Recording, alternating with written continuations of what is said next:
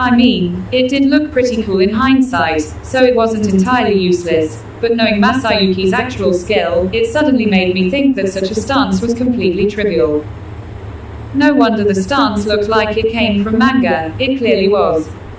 Alright then, Hikuro interjected, there's no use talking. I shall instruct you personally to remove your bad habits. I'll train you well and make your movement as smooth as flowing water. Hakuru's more heretical techniques to himself, which was why if he found some skill useful yet non-traditional, he would focus on refining those techniques in secret. Thankfully, it appeared what Kenya learned was not entirely wasted. I left the rest to Hikuro. As opposed to that, Chloe's swordsmanship was quite similar to Hinata's. Your moves were very beautiful and effective. Joel smiled happily at my praise. Yeah, it looked just like Shizu Sensei's, that's why I have been working hard to imitate it. Even though you call it imitation, it's not that simple to learn. It may be a different case if you learn by using skills like I do, but you've mastered this entirely through your talent and hard work. You should feel proud. Indeed. I have had all sorts of disciples in the past, yet I've never seen anyone rivaling the talent of this young girl. Your future is very promising. Hinata and Hikuro were both rigorous teachers, yet they were both praising Chloe. It sounded like she was extraordinarily talented. Considering how young she was, there was no telling how much she would progress if training continued. On one hand, I was looking forward to it, but on the other hand, I couldn't help but feel a tinge of fear. Alright, back to the focus of today. Hinata seemed to have other goals during her visit here. The reason why I called you here, for one, is that I wanted to show you the progress the children have made. These children are all very adept, but they are still young. In order to prevent them from straying off the right path, I hope you will get to know about the current states. It went without saying that I had been keeping an eye on the matter as well. Nevertheless, I decided to heed her advice. Hinata was treating these children, who were previously tended to by Shizu-san, as her siblings. I understand. Hikuro will take care of them too, plus there are a lot of seniors who can help them in this town as well. I will do the same so that they won't go down the wrong paths in life. Hee. I knew you'd say so. I brought up what I said just in case. This gal really worries too much. Hinata really did have a gentle side despite her usual, frigid demeanor. Well then, what were your other reasons? I asked Hinata while peeking at the children who were in a group fight against Hikuro. Well actually, the main reason why. Hinata paused upon saying so and turned her eyes to the children. Even though this was Hikuro, taking on all 5 of the children at once was still tricky. Although he could see through the children's intentions, if he had reacted just a tad bit slower, he would have sustained a fatal injury. If just considering their constitutions, the children completely outmatched Hikuro. Naturally, he could not be careless. By the way, Kamara did not participate. Had she joined and fought seriously, they would have won against Hikuro with sheer numbers. Nonetheless, the team had Chloe right now, so the children had the upper hand. I thought they had wonderful team composition. It was as if they were putting on a martial arts performance. It honestly was captivating. She's so young yet so strong, Hinata muttered, her eyes fixed on Chloe. While Kenya, Ryota, Gale and Alice were also very strong, Chloe was abnormally powerful. If she were absent, Hikuro could have ended the battle already rather than being in knee-deep mud right now. And soon, the simulated battle ended. The children were all catching up with their breaths as Hikuro began doling out advice.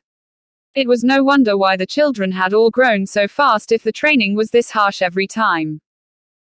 Hinata returned her attention to me and got back on topic. I got mesmerized by their fight halfway through our conversation. Have you scheduled the music exchange that Rumina's-sama has been pestering for yet? I knew she'd be interested, but by the look of things, she seemed to really enjoy it. That's why I came to bring the matter to you. How surprising, but I had been swamped with work, so I was planning to postpone it. Oh, I guess Rumina's genuinely liked our concert. I told Tact and the band to continue to practice, and as a result, the number of pieces they can perform has also increased. Your memory in that area is really amazing. I can't even read music notes, and writing scores from memory was obviously impossible. Ah, so there were things that even Hinata wasn't good at. She hadn't been all that interested in the concert either. She was probably terrible with music. I enjoyed a momentary internal feeling of superiority. With that being said, I had to rely on Raphael-san too. Then, please anticipate our visit soon. Very well. Moving a whole band is a huge project, so allow us to send our holy knights as escorts. We will use elemental magic, warp portal, to send them in groups. Wonderful. Since there's going to be a lot of luggage with so many people, I figured that going there by horse-drawn carriages would be a hassle. I recalled that Rubrios was protected by a barrier, meaning we couldn't just teleport there. This was why we needed a more comfortable method of transportation. The problem would be resolved when the train was complete. But that would be a long time away from now. You couldn't ask for things that didn't exist yet. Transporting the whole band wasn't only about moving the performers themselves. Each player had to carry their own instrument for the performance, which was quite cumbersome. If we were to travel by horse-drawn carriages, we might be forced to go down some unfinished roads as well. Riding on roads that were in poor condition could damage the instruments, and we wanted to avoid that type of situation. I was super envious of the dragon ship owned by the Empress of Sarian. Traveling by train might be fun, but in order to reduce the travel time, aircraft were obviously more convenient in that regard. You could navigate by sea or land for logistical transportation, but for sightseeing or other purposes, air was the fastest and comfiest method. This was the reason why Hinata's proposal was very beneficial to us. I promised that I would help too, and so we worked out the detailed matters regarding the travel plans. As I was halfway through my discussion with Hinata, the children, who were on break, gathered together. Rimuru-sensei, where are you going with Hinata Onichan?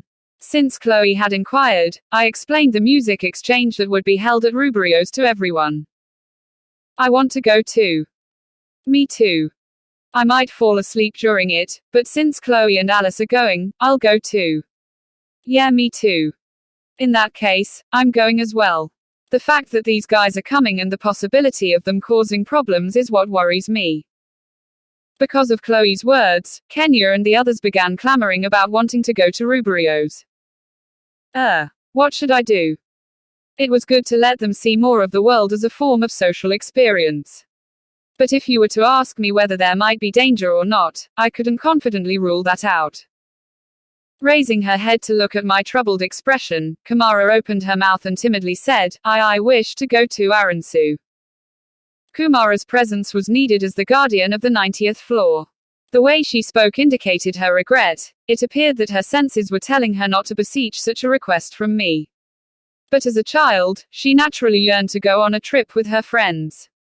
It went against my way of doing things if I were to turn her down. You don't have to be so courteous. If it's only a tiny, selfish request, ask and I may just approve it. It was gonna be a headache if she were to grow up to become as stubborn as Milam, but that was better than losing her innocence as a child. Based on these considerations, I told her my thoughts while patting Kumara's head. Similar to her small fox form, it feels smooth and fluffy. Her warmth seems to have nothing to do with her human or monster form. Kumara had gone through transforming into a humanoid being.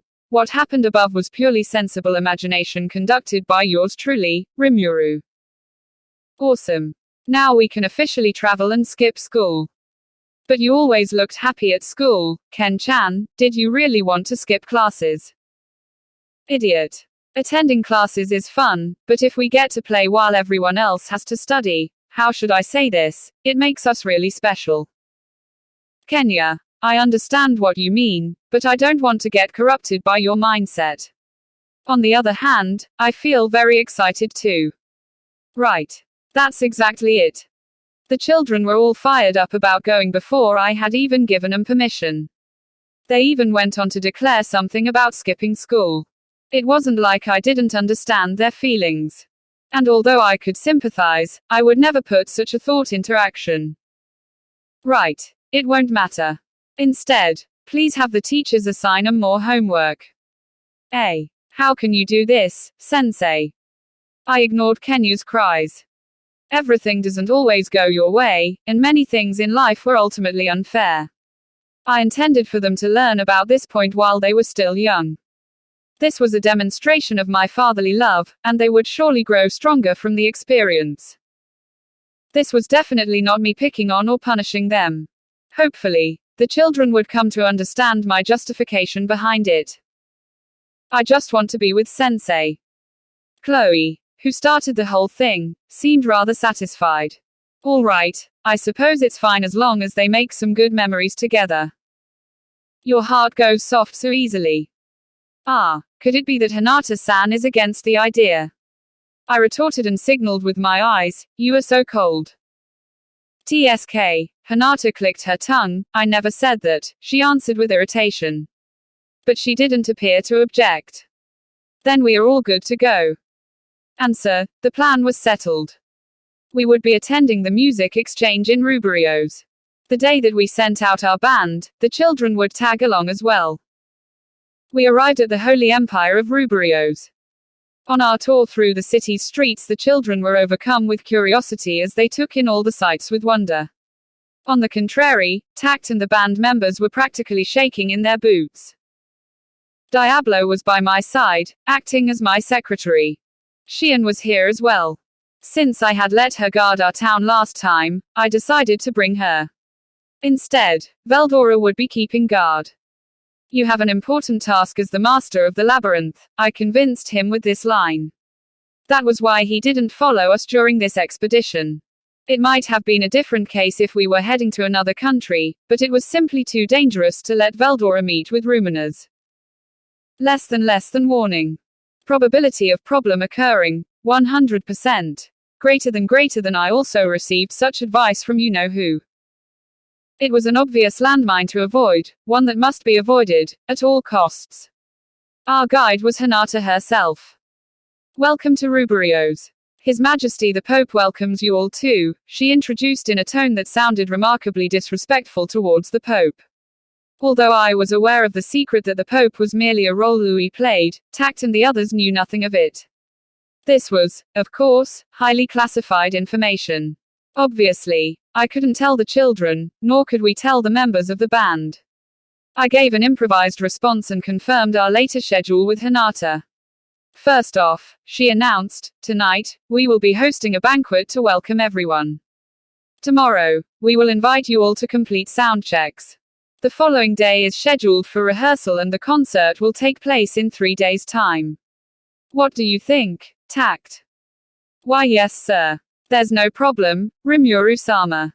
Even though we require magic to transfer the instruments, I don't think it will affect them very much.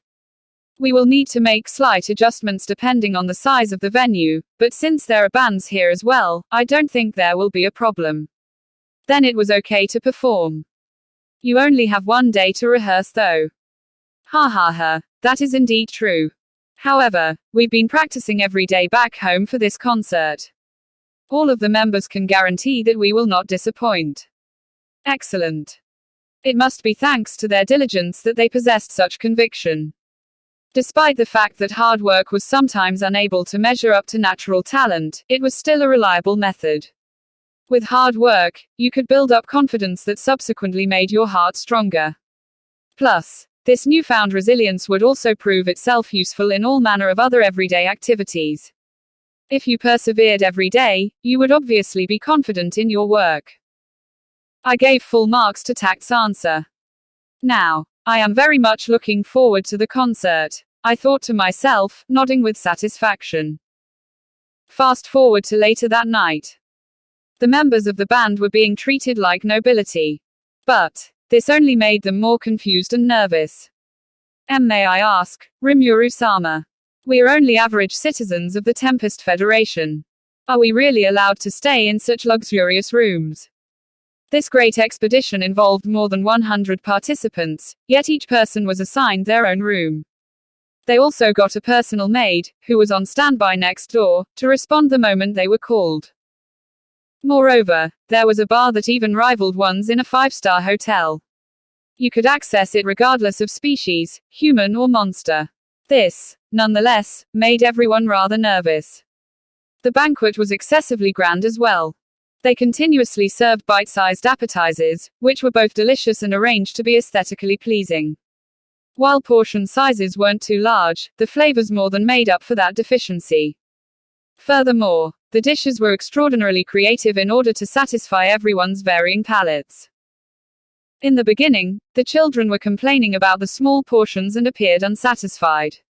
But, by the end of the banquet, they all seemed quite full as they patted their round bellies. Since I was a slime, it was impossible for me to be full by any measure. The children's stomachs, on the other hand, had their limits. Regardless of how small the portion of each serving was, if they ate a bunch, then naturally it would eventually add up until they couldn't eat another bite. In contrast to the innocent kids, the band members' feelings were a lot more complicated. There were many delicious cuisines in the Tempest Federation as well, but none of them were like this, made with extreme attentiveness and served exclusively to nobles and royalty. Not only had they never tasted such luxurious dishes, they also received accommodating services that they had never experienced before. It was unreasonable to expect them to not feel skittish. In any case, don't be so constrained.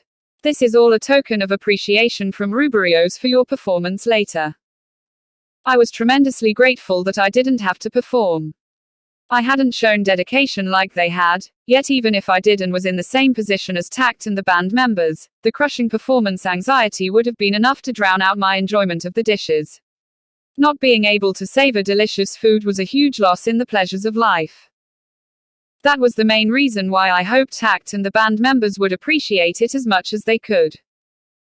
The banquet soon ended without a hitch, and the band members made their way back to their rooms. The children went to sleep too. They were quite excited after spending the entire day seeing new and interesting things. They were undoubtedly exhausted after all the fun they had. Everyone quickly fell asleep, leaving me the only one awake. I was planning to use my special skill of Sleepy Boy, but apparently it wouldn't be necessary. Knock, knock. I heard the door being gently rapped on. My apologies for disturbing your majesty at this hour, but our master would like to invite your majesty Rimuru to join her. Is it convenient for you to convene? Someone ran up to me almost silently. It was one of the attendants that served Ruminers, a surmounter. Unlike the ones who came to our research facility, the attendants appeared to be very outstanding individuals. Although I was under the impression that Ruminers would not show herself this time, the attendant's presence suggested that she intended to meet me. I accepted the invitation without hesitation. I only brought Xian and Diablo along, and we had the maid guide us to the venue. Long time no see, Rimuru. I see you did not bring that evil dragon with you, that's commendable. I figured that, evil dragon, was referring to Veldora.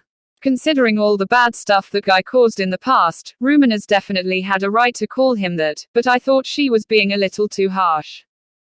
Nevertheless, it was none of my business. Indeed, it's been a long time. Obviously, I wouldn't bring him along. That guy's a walking troublemaker. Letting him come to an event such as this would only give me a headache. Kukuku, so you do understand. With just a short exchange, I suddenly got the feeling that Ruminers and I had a lot in common. It turned out Veldora could be useful on occasion. 3 people, including Ruminers, were waiting for me in this opulent room. Gunther, with the appearance of an old butler, stood to Ruminus's left while Louis the Pope stood to Ruminus's right. Since Roy, who was acting as Ruminus's body double, had died, all that remained of the 3 archdukes were gathered here. I was somewhat perplexed by Hinata's absence on this occasion. Aren't you going to call Hinata? To my question, Gunther and Louis helpfully replied. I was planning to. Even though she's evolved from a sage to a saint, she was still human once. While she doesn't need to sleep anymore, she apparently could not get rid of her old habit as a human. I went to call her, but she mentioned something about how insufficient sleep would be bad for skin and some other bizarre things. Indeed, it was already past midnight, which explained why they didn't drag Hinata along. As I was going to take their word for it, Ruminez cracked a small smile and told me something unexpected. Ara, her bodily structure has evolved close to that of a spiritual life form, so there's no way her skin could get worse. But Hinata does require sleep. Even though she's a saint now, her body is still the same as when she was human. It will take a long time before her body fully evolves as well. This has been a misunderstanding. Hinata is not some superwoman, she smiled again upon finishing her explanation. Humans were different from monsters in the sense that their bodies would not change drastically like the latter's. That was the gist of her description. In other words, Hinata still retained all of her human qualities, and in a way, that could be considered her Achilles' heel. I noticed the way monsters evolved was quite beyond common sense too. Incidentally, this went without saying, but Diablo didn't need any sleep either. And while Xian still required some rest, she only needed 3 hours each time. She could also go without sleep for more than 7 days straight. Benamaru and Sue were the same, which was perhaps a sign that monsters had stronger adaptability to different environments. If Hinata wasn't here, I just had to accept it. As the one being invited, it wasn't something I should be worrying about anyway. In that case, I have a gift for you guys. This is a new dish made by Shuna and Yoshida-san, brandy apple pound cake, I offered. Since Hinata missed out on my donation of this delicious dessert, she would no doubt complain. But snacking on sweets at night was probably bad for her beauty. Hinata enjoyed eating this type of stuff, but since she was oblivious of this fact, she would not have hesitated for a single moment to eat it. How caring of me. Your courtesy impresses me. You are a smart one after all, Ruminez praised aloud. It was thanks to Shuna that I could bring these gifts. The two people who claimed to be my secretaries, on the contrary, were not nearly as considerate. Diablo was definitely the most careful when it came to behaving around me, but he didn't seem to focus on anything else. A lot of the time, it was like those two had a screw loose somewhere. Putting that aside for now, I asked, right, so why did you call me here? I was deliberating over whether I should tell you this or not, but now I've decided to share this information with you. Granbell has been planning something sinister. I am looking forward to the concert in 3 days and don't want anyone to get in the way. That's why I want your help. She cut to the chase without skipping a beat. Shouldn't you stop eating cake when discussing something serious like this? I really should have mentioned this to her. Xian nodded as if she had a clue of what was going on, yet my intuition immediately told me otherwise. Diablo was giving off a "it's none of my concern" vibe, probably thinking along the lines of just kill the enemies when they come. Well, to be honest, I felt awfully conflicted. It might be a different case had this land been under my administration, but this was another person's entire nation. Even though I could summon Suei's subordinates and scatter them around the continent, along with some demons, I did not want to stir things up too much. That was why. If it's something so important, shouldn't you call Hinata? Indeed, this was the time for Hinata to shine. Compared to us, who were merely guests here, she was more qualified to uphold the security of this nation. While I thought this was a sensible approach, Ruminez wouldn't buy it. HMPH, don't you look down on us now. Even if those trash come and instigate a fight, Ruberios's defense is indestructible. We've completely fortified our borders to fend off that evil dragon. However, no matter how flawless our defenses may be, intruders could still sneak in by utilizing secret tunnels that we are unaware of and launch an attack. I could see glimpses of her confidence from what she had said. The city was an iron fortress even against an entire army. That was to be expected of a city built to withstand attacks from Veldora. A 10,000-strong army, in all likelihood, wouldn't be enough to conquer it. Even so, this was not what Ruminez was worried about. Secret tunnels that even you don't know about. Right. I recall that Granbell Rosso was the head of the 7 Celestial Sages. You are correct, added Louis. They've been operating behind the scenes on this land for a long time. Surely, he had prepared one or two secret passages. Humans are exceptionally skillful at such trickeries. The most unfortunate thing is that man used to be the chosen hero of light, and even fought against Rumina's Sama in the past, continued Gunther. If he were to hide his aura, we wouldn't be able to detect him. Their eyes glimmered as they spoke. This sounded like a challenging task to handle. Isn't this what you'd call an inside job? Granbell knew better than anyone else about this nation's composition and geography. He had previously proven his strength as well. I heard that he was stronger than Clayman, and therefore could not be underestimated. That was how I saw it. How boring. Please don't trouble Rimuru-sama with menial chores like that, someone suddenly interjected, disgusted. It was Diablo. Just when I was thinking he had been behaving nicely, he abruptly interrupted with this line. Seriously, couldn't he be more mindful of the time and place? Louis and Gunther's expressions darkened drastically, but fortunately, Ruminus's laughter made the two hold back. Kukuku. Black Primordial, Rimuru has truly made you quite the obedient pet. It's still rather unbelievable despite witnessing it with my own eyes. Rumina's sure was odd to laugh under these circumstances. But thanks to her jovial reaction, the atmosphere smoothed over once more. Please don't call me that. Rimuru-sama has already given me a wonderful name. Back off, Diablo. Ruminas and I have already established an alliance, and I intend to keep it that way. I publicly rebuked him, partially to apologize to Ruminas. Apologies for my intrusion. Diablo did not challenge Ruminas any further and instead remained silent at my command. It looked to me that he was simply putting on an act. Seeing how he had apologized to Ruminas and the others, I'll let it pass. Ruminas had some requests for us guests, and I didn't want to make the scene any more awkward. No, that guy, Diablo, has a point too. It's not very courteous of me to ask a favor such as this from you. On the other hand, I still wish you will agree since I have good reasons. Ruminas sure had a big heart. She even considered Diablo's feelings and directly called him by his name. Even though she addressed him without any honorifics. Ruminas wouldn't get mad over trivial things such as these. Thus, she calmly revealed why we had been invited. I brought this up when I mentioned that Hinata needs to sleep, but when humans evolve, their bodies won't adapt right away. It takes a long time before they can mature.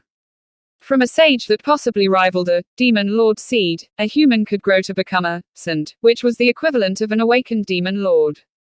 Yet, if this evolution required some time to activate before coming into effect, then a newly risen saint would not pose too much of a threat.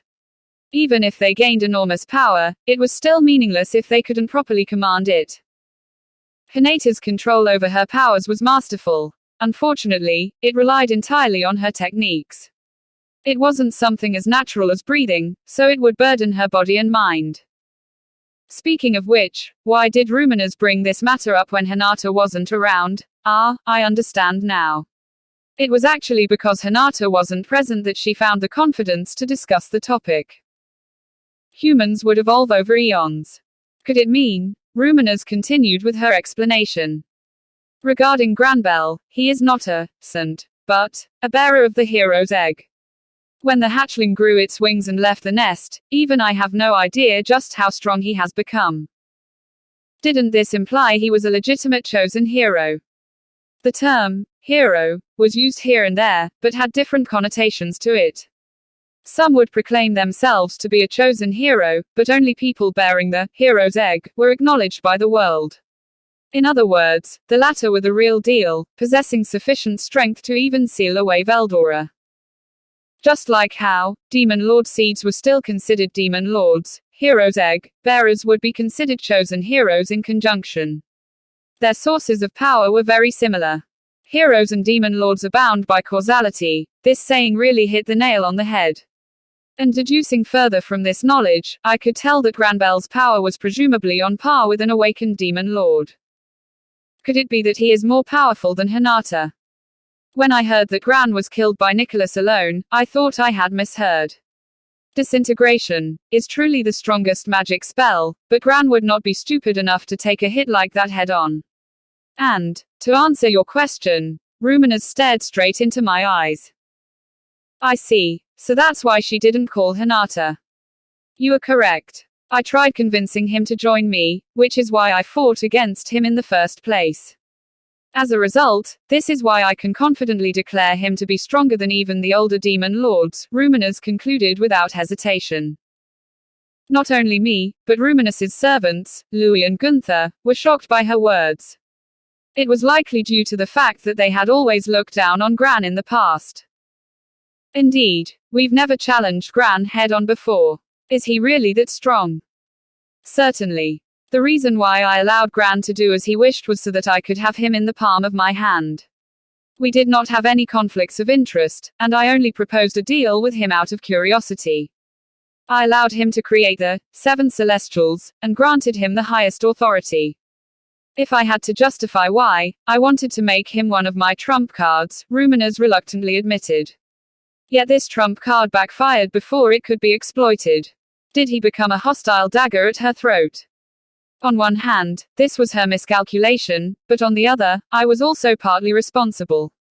However, no matter how you put it, my role was simply a small percentage of the cause and therefore shouldn't be held accountable. The girl was precious to the Rossos. This is all happening because that Mirabelle died, I quickly surmised. For Granbelle, who was constantly cautious, to act now during these turbulent times, that must have been the reason. Was it the little girl I saw during your nation's founding festival? I did not know her either, yet I could tell she was a remarkably strong foe. If Granbelle treasured her so much, then she might have been the key to his ambition. Mirabelle was indeed tough to deal with. She definitely would have continued deviously planting seeds for even more trouble in the future had she not revealed herself and her underhanded scheming. In contrast to enemies you can face head-on, it was the hidden villains that were so much harder to eliminate. But now that she mentioned it. By the way, what is Granbelle's goal? He hadn't made any moves until now, so it doesn't feel like he is exposing himself just to avenge Mirabelle. It could be. No, it's nothing. Ruminus swallowed her words. She closed her eyes and pondered for a few seconds before calmly explaining, that man has always dreamed of bringing peace to the human world in the past. He battled vile fiends and eliminated vicious beasts in an effort to safeguard humanity. Furthermore, this stubborn guy fought me several times until he learned that I had no intention of killing all humans, but instead wished to coexist in peace. Afterwards, we created a pact, and the Western continent became a place of peace and prosperity. Various kinds of clans united together, and nations were founded. Some smaller countries flourished and became larger. Gran manipulated these nations from the shadows, eventually spurring the birth of the Western States Council. Listening to this firsthand, I realized that Granbelle, chosen hero Gran, seemed to be a bona fide legendary figure. He justified his decision to remain the holder of the head position of the questionable 5 Great Elders as a way to protect humanity. Putting the morality of his actions aside, judging from the results alone, humanity was given 1,000 years of peace because of Granbelle. Saurian, led by the ancient elven tribe, lacked the ambition to expand their territory. While continents Roth, Dagriel and Storm Dragon, Veldora fought on the land, Asinrubrios handled the defense. The demons from the frozen realm of the north attempted to invade several times, but they were merely toying with us. If Guy were serious, this world would undoubtedly have already perished. And in that case, there would only be one more human circle left. To prepare ourselves for such a possibility, we allied ourselves with the dwarves and had merchants gather information for us. Granbelle had been handling all this by himself the entire time, Ruminus finally finished. Upon learning these new details, I couldn't help but think that Granbelle was quite impressive. No, this is no time to resonate with Ruminus's words. And so, if Granbelle-san is this powerful, what is he attempting to accomplish? Kukuku, don't get so hasty now. Gran has no reason to antagonize me, although I wish I could boldly claim that, actually, I thought of one possible goal he might have in mind. However, I do not intend to tell you about it. Ah, just as I thought. She was trying to avoid giving too much away, so I half-guessed this outcome. Regarding his motivation, there was one piece of information that concerned me. Have you ever heard of the name Yuki Kagurazaka? Inquired Ruminers. Yes. Didn't you say that he had an ominous aura around him? Not only did he instigate the kingdom of Farmus to raise arms against my nation, but the late demon Lord Clayman was also doing his bidding. Ara, so you noticed that as well. Good. Then it'll be easier for you to understand. You see, this Yuki had contacted Gran in the past. The two appear to have interacted with each other and even formulated somewhat of an agreement. It's Yuki again, huh? Enough is enough. I'm getting pretty tired of being jerked around by that guy. Had it not been for Raphael-san, I would have been easily fooled by him again.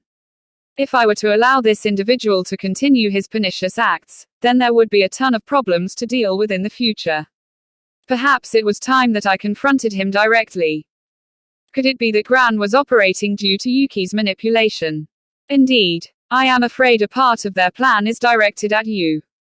I see. They must have thought that now was the perfect time to strike since I was away from the Tempest Federation. I get it, Shion suddenly interjected. That brat's goal is to make Gran and Rimuru-sama fight each other. I was so shocked that my eyes automatically focused on Shion. And here I thought she was ignoring the meeting because she didn't understand. Turns out she understood everything just fine. Kufufufufu. He thinks that just because we left the country with a few guards, this is an opportunity that can't be passed up. How naive.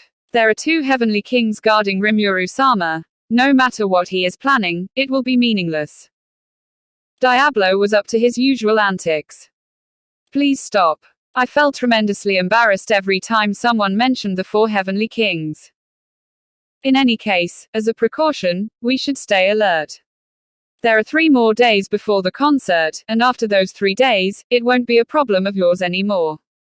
Just like what I said in the beginning, I merely wish to enjoy the concert. Ruminers wasn't shaken either. While she labeled Gran a threat, she still prioritized her entertainment. I wanted to learn from her how to be this calm and collected. On that thought, the secret meeting deep into the night concluded. Next, would we see if Granbell really took action? Would Yuki take advantage of this as well? Despite our worries, the second day of our visit to Ruberio's began. Today, we were preparing the venue. We moved around the instruments and started setting them up. We were led to the cathedral. This was an enormous building that could hold a large number of believers and, at the same time, a major structure that was the vital point of defense for the path leading to its interior. I didn't have anything in particular to do. Tasks like tuning instruments were best left to the experts. I would proceed with the schedule as planned and bring the kids on a field trip. Of course, as Ruminers made abundantly clear, it was important to remain vigilant. To that end, we summoned Diablo's direct subordinate, Venom, and brought him along as a bodyguard. Venom must have been quite shocked since he was summoned without any prior warning. Diablo, you will be in charge of supervising the band members' work. Rimuru-sama, I was interrupted mid-sentence by Diablo. Please wait a moment. I knew this would happen, which is why I've already made arrangements last night. This guy just had to eliminate all possibilities of us being separated. I suppose this was the reason why he had called all his subordinates here, though I couldn't necessarily blame him for doing that. Diablo even threatened Venom with show up within 10 minutes. It was one thing for Venom to actually carry out the order, but for Diablo to demand that without batting an eye, it just proved his heartlessness. Oh well, he wouldn't have a heart to begin with. He was a demon after all. While impressed by Diablo's efficiency, I also felt sympathy for his subordinates with how tiresome his orders must have been. Before I could blink, the 100 demons under Venom's command had already begun helping the band members. These Magians were all over rank A, and Ruminus's subordinates would also stay alert. Now, I could rest assured that the bodyguard detail was flawless. Under Hinata's guidance, I toured around the city to examine Ruminus's legacy. And taking it all in, I felt that the Holy Empire Ruberios was the direct antithesis of the Tempest Federation. This was not to say, however, that they didn't have their merits. Although the citizens lacked freedom, it was a blissful society because the people here didn't compete with each other. The only work they needed to do was to follow the procedures already set for them by their superiors. In a sense, everyone had essentially relinquished their independence, but in return, they would never experience hunger or pain. Those who couldn't bear such a society had already left the country, whereas the remaining people had all adhered to these rules since birth. Naturally, this would seem unbalanced to a bystander. Ignorance is bliss. People wouldn't be dismayed if they never knew how less fortunate they were compared to others. Conversely, this discontentment could also inspire people to work harder for greater aspirations. After all, a society without competition would become stagnant. For some reason this feels really boring, Alice muttered to herself. Yeah, Kenya voiced his agreement. People our age here are all working. Aren't there any schools? While the rest of the children did not speak, they still remained confused at the bizarre sight in front of them. There are no schools in this country. Everyone is under someone's command. Everyone is equal under the glorious name of God.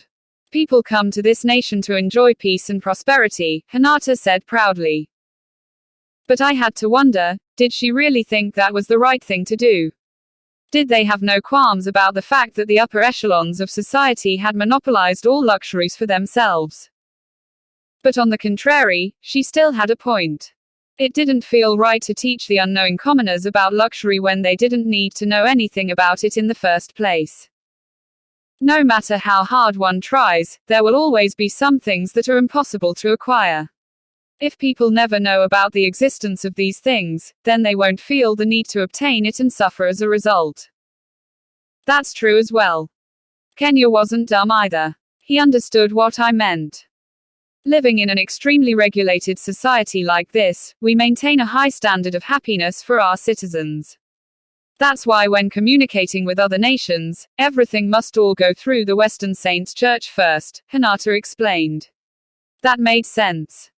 If their people were ignorant of things like luxury, then they wouldn't be allowed to have contact with other nations in fear of them learning about the inequality they were living in. They sound like fish raised in a fishbowl. If they feel like they're happy, then we should not interfere. I suppose so. Human happiness cannot be satisfied by materialistic desires alone.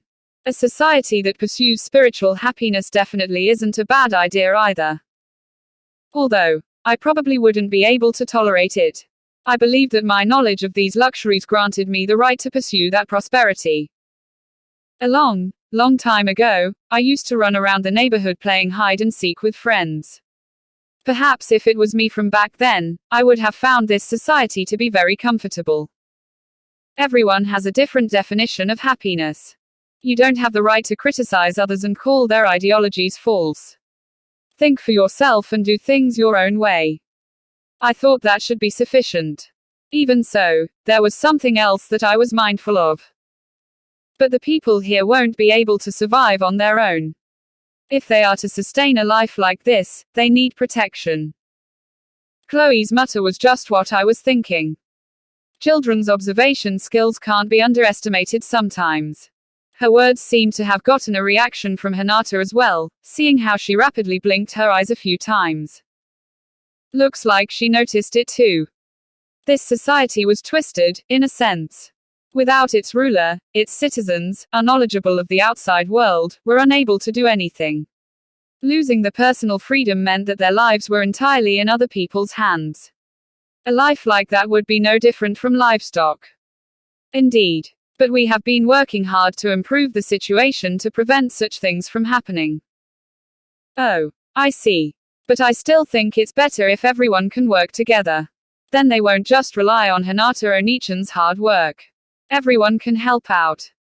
That was an idealistic take because things were not as simple as working hard. Everyone was born with different talents, and so the amount of responsibilities they could accomplish were unequal as well. The word equality sounded wonderful, but everyone would still come to experience cruel and unjust reality. Idealism and realism. The two locked in eternal conflict with each other. When one of them stands valid, the other will not. So there was never really a right answer. As long as you walk down the path you believe in, that was enough. The unknown was what made life so interesting. The children appeared to be troubled over something the rest of the day. It made me realize again that happiness wasn't just about fulfilling our material needs. Even though I knew this, I couldn't stop emphasizing it. Regardless of the conclusion, I didn't think the day was wasted. I suppose that the Holy Empire Ruberios's approach was another valid method. This diversity allowed for life to have infinite possibilities. I reflected upon my life again and pondered carefully. I figured not limiting myself intentionally was the correct path for me. I was reincarnated as a slime after being stabbed to death in my previous life. There was no telling what would happen in the future. And if that was the case, not living in the moment would be a shame. I couldn't help but ponder after considering all these thoughts. And thus the wheels of fate began to turn. Did you just say that the yellow primordial has disappeared? That's right. It's honestly baffling, but after we detected an enormous surge of mana, all the dormant demonic aura in the area had disappeared. Unbelievable. Having listened to Alrose's report, Leon couldn't help but think he'd misheard. Leon's domain crossed paths with the spiritual world known as the realm of demons. It was a land covered in a thick, impure aura of magicules, and powerful demons occasionally roamed the territory. If it was a demon without a host, Leon's Night Order could handle them, even if it was an archdemon. However, they had discovered the presence of some ancient demons dwelling within the area. One of them was an overlord that even Leon could not ignore. That demon was the yellow primordial, Jawn. Since she had yet to obtain a physical body, she had a limited range of activity. Consequently, Leon could not leave this land. She was simply too dangerous to be left alone. After all, no one else would be able to handle that vicious demon. She's a psychotic demon that fires off nuclear magic for fun. There's no way we can coexist with her. Any attempts at negotiation were ignored as well. If not for Leon Sammer's presence, I would not have been able to handle it, yet you say that such a foe has gone missing. Yes, Claude. I couldn't believe it either, that's why I came to verify. I found that the area overlapping the demon's realm was somehow dimensionally modified. The only logical explanation is that someone shut down the gate of hell. Is that even possible? Hearing the words of Leon's top knight, Black Knight Claude, the strongest knight of the Golden Valley of El Dorado, Silver Knight Alrose responded with agitation. Not only Leon, but all of this land's inhabitants were troubled by these demons. The fact that the culprit, the yellow primordial, had disappeared was incredible news. It was so unbelievable that they were all in shock. Moreover, even the gate of hell had disappeared. They couldn't help but suspect that this was a prelude to something much more ominous. The gate of hell was the door where the physical world and spiritual world overlapped. As a result, demons without physical bodies could still influence the physical world for a short period of time. In the past, Leon had sent out his Night Order several times to try and seal the gate, yet their efforts were foiled by demons on every occasion. There had been regular skirmishes ever since he founded his nation here. The most frustrating part was that Leon was unable to destroy the source of their problems, thus enabling spiritual life forms to revive endlessly. For the demons, their battles with Leon were merely to pass the time in their immortal lives, but to Leon and his people, it caused tremendous harm. For Leon, the ruler of this rich land, demons were the root cause of his worries. Had he been more serious, he probably could have wiped out the demons. The only issue was, if he weren't careful, he could inadvertently wake up the yellow primordial. Actually, even if it were to come to that. If Leon were to battle an awakened yellow primordial, he could still win following a fierce battle. But clashing with her would result in the continent sinking to the bottom of the ocean. In hopes of preventing such an outcome, Leon avoided conflicts with her. What the hell happened? Yellow primordial. According to Guy, she can't be reasoned with like misery or rain. Leon carefully weighed the pros and cons of keeping the demons there, and even when sacrifices had to be made, he chose to maintain the status quo as it was. Yet this threat had suddenly disappeared. There is no way something this fortunate would happen in this world. This thought weighed not only on Leon's mind, but everyone else's as well. A clearly shaken Leon received more information. I have something to report. There was a total of 5 kids who were hidden in the Tempest Federation. I have confirmed with sources in Ingratia Kingdom and investigated further on the matter. Demon Lord Rimuru seems to have made a secret agreement with Demon Lord Ruminers to sell the children. Is this true? Ruberios and Tempest both formed an alliance. The 2 demon lords are on good terms. We deduced that Demon Lord Rimuru might have deceived Yuki Kagurazaka and made the children, who all possess a large quantity of magicules, his bargaining chips for the alliance. The magical Knight of the Blue Knight Order had been investigating the Tempest Federation, and now he shared what he had discovered with Leon through magic communication. Leon couldn't help but wonder at the surprising news. He had met Rimuru during the Walpurgis banquet, and he didn't seem to be the type of person who would do something like this. Have someone monitor the source of this intelligence. They are likely tied to some other party, or worse, being manipulated.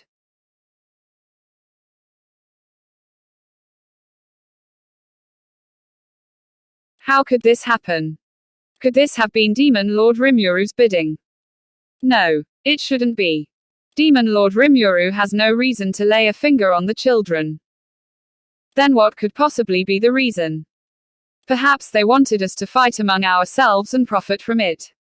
Demon Lord Ruminers may have been a victim of this plot as well, or perhaps she was the conspirator herself. Who could have?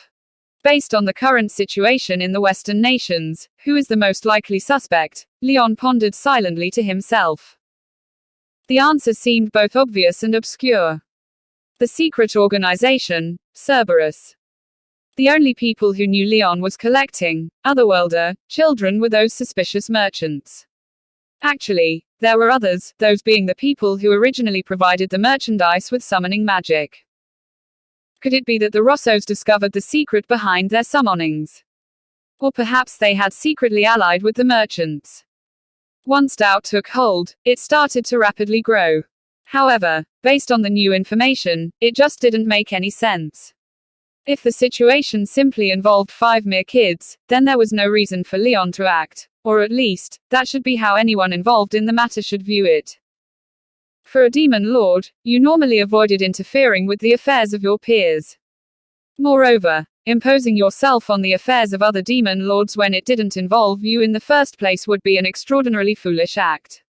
If you did not tread carefully, you might end up antagonizing 2 demon lords at once. That was the reason why the smarter choice for Leon was to ignore this information. Ruminers might have been up to something, but it was in all likelihood directed towards Rimuru and therefore of no consequence to Leon. There is no reason for me to act, Leon finally concluded. Yet this time, it was difficult for him to justify his decision. Likely realizing the validity of what Leon said, his subordinates began expressing their opinions too. I see. So someone is trying to take advantage of Leon-sama, no. Shall we eliminate them? Leon spoke up to stop them. No. Without concrete evidence, it's not wise to make a move against Cerberus, since they enjoy quite the standing with the Eastern Empire. It was probably instigated by those guys, but it might also be the Rossos who betrayed us. Furthermore, Leon calmly made his decision and gave his instructions when a sense of unease crossed his mind. He recalled the name Krober Hale. Could it be? Yes, there was no reason for him to act, and moving now would be the same as stepping into someone's trap. Despite knowing this, Leon was still extremely anxious. Had the Yellow Primordial stayed, he would not have been able to leave this territory and follow through with such a foolish decision. He probably would have made the logical choice without hesitation. Yet today. This is unbelievable, but for some reason, I feel like I must act this time. Leon had stopped in the middle of his sentence as his subordinates watched on. Alrose and Claude spoke up. Your Majesty, we are all your loyal knights. We will heed and obey your every command. Indeed. Even if you were to be more stubborn, we would not have any complaints. Please give us an order. We shall fulfill your wishes without delay. Everyone. The rest of the Knight commanders followed their lead and voiced their loyalty to Leon. The disappearance of the yellow primordial may be purely coincidental, but Leon closed his eyes as he muttered. The next time he opened his eyes, a firm smile had emerged on his face. Then I shall heed your advice. I will attend to the matter myself. I'll trouble you all with the task of staying guard here. Yes, sir. Quote, quote. On this land, the prosperous Golden Valley of El Dorado, the situation had changed drastically. Platinum Saber, Leon Cromwell broke his long-held silence and raised his sword once more. That's it. Demon Lord Leon is on the move. As I've predicted, this, Chloe, isn't just any kid. She might turn out to be. Leon's end goal was not the children, but a specific someone from the otherworld. If this was bound by causality as well, Chloe was most likely the person who Leon was searching for. But, Yuki-sama, even if Leon is going to take action, it doesn't mean that he will dance to our score. He should be heading to Rubrio's now, but I don't think he'll believe all the information we've leaked. He might get suspicious instead. I thought as much. However, the trade-off is worth it now that we've identified Leon's target, Yuki revealed, seemingly satisfied. Kigali and the others couldn't catch up with Yuki's train of thought. Unable to figure out his scheme, they were rather disgruntled. I agree that Chloe is very suspicious, but do we really have enough evidence to make her our trump card? It's not really Yuki-sama's style to wager on such uncertainty. Ya have a point. Besides, we had to perform really dangerous acts just to get the words out, ain't that just telling him to suspect us? What's the point in doing that anyway? Right. I wouldn't think Boss would make bad calls, but wouldn't this make Cerberus a public enemy of Leon? How would that benefit us in any way? While Footman seemed pretty unconcerned about the situation, Laplace and Terre both expressed the doubts to Yuki. And even the intelligent Kigali remained silent this time. Misha, woman of Cerberus, gave off a frivolous smile. It's understandable that fellow members of the moderate clown troupe would find it confusing. After all, such an ordeal promises no benefit for us whatsoever. There's only one reason to do it, which is because we won't be able to trade with Demon Lord Leon in the future anyway. That's why the boss made his decision. Upon hearing her explanation, Kigali suddenly understood everything. So that was the reason. In reality, it's not that we didn't want to trade with him, but rather we can't anymore in the future. What are you on about? What does that mean, Kigali-sama? Kukuku, you wouldn't understand even if you asked. We should simply follow orders. Footman, shut up for a second. It's fine if you don't understand, but I still want to ask. Terre interjected, cutting Footman off. He seemed a bit upset. Being good friends, Footman was far more affected by Terre's words. There's no need to listen to all this convoluted stuff, just obey your leaders, in other words, comply with Yuki and Kigali's orders, and everything would turn out fine. Footman earnestly believed that by doing so, the plan proceeding smoothly was all but assured. However, it seemed that he was the only one holding on to the idea. While the others had faith in Yuki and Kigali as much as he did, they wanted to be sure of the rationale supporting their actions before accepting them. Glancing at his companions, Yuki gave a wry smile. Considering convenience alone, men like Footman sure are easy to use. But to be honest, in order to raise the chance of success for our operations, Laplace and the others are the better candidates. Frankly, there aren't that many reasons behind our actions anyway, he thought to himself. Thus, Yuki chose to explain the matter to his subordinates in greater detail. It's more than enough that Leon is on the move. Didn't I order you guys to move the top secret merchandise to him?